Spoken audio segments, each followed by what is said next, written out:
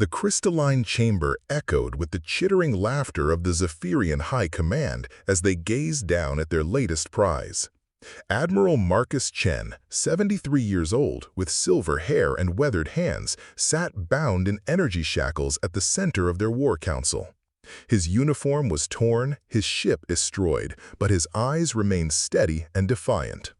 "Look at this pathetic creature," hissed Commander Zelthak, his four arms gesturing dismissively at the human. "This is what the mighty Earth fleet sends against us? An aged relic who can barely stand?"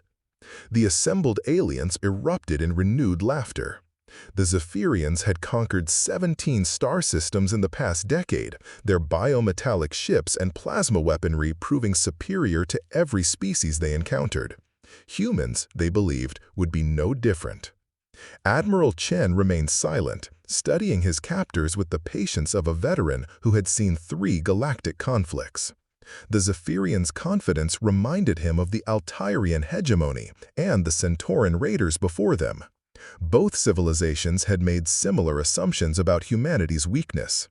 "Speak, old man," demanded Fleet Marshal Kexran, the supreme commander whose bioluminescent crest pulsed with authority. "Tell us of your species' surrender terms. We might allow some of your kind to serve as manual laborers in our mining colonies." Chen's weathered face cracked into a slow smile. "Surrender?" He tested the word as if tasting something foreign. "Marshal, I think there's been a misunderstanding."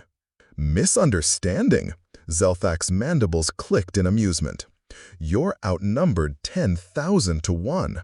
Your ships are inferior scrap metal. Your weapons are primitive projectile throwers.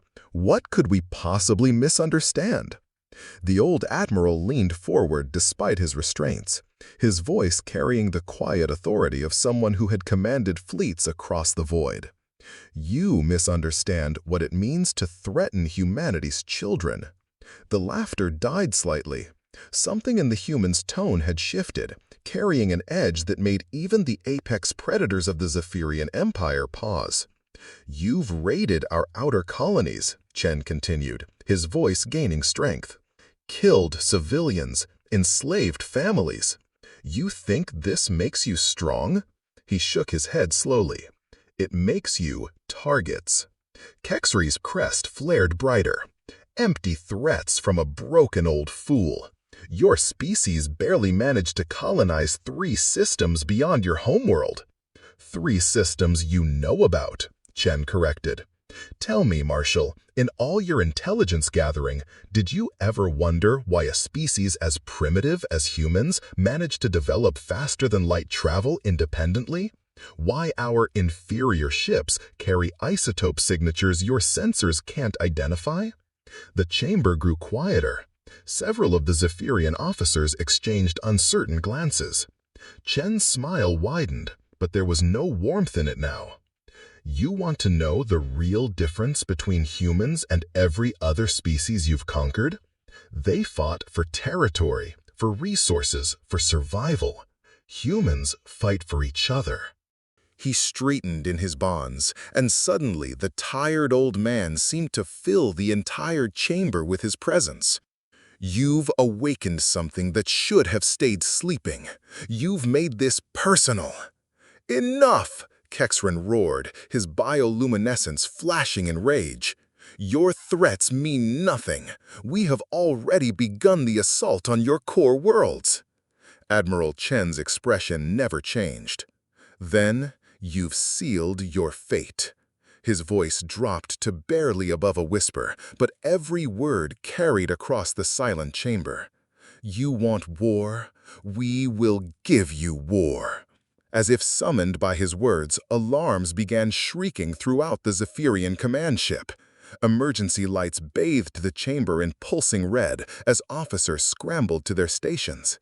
"Impossible!" Zelthak hissed, his 4 arms dancing across holographic displays. "Long-range sensors show... No, this can't be accurate!" On the massive viewscreen, space itself seemed to be tearing open. Not 1 or 2 jump points, but hundreds, thousands. Ships poured through dimensional rifts like an endless tide of steel and fury, their designs unlike anything in the Zephyrian databases. Admiral Chen watched the terror spread across his captors' faces as they realized their fatal error. They had judged humanity by the handful of colony ships and patrol vessels they'd encountered. They had never seen the true fleet, the one built in the dark between the stars, forged by a species that had learned the hard lesson that peace required the capacity for absolute war. "Welcome," Chen said quietly, "to the real human navy."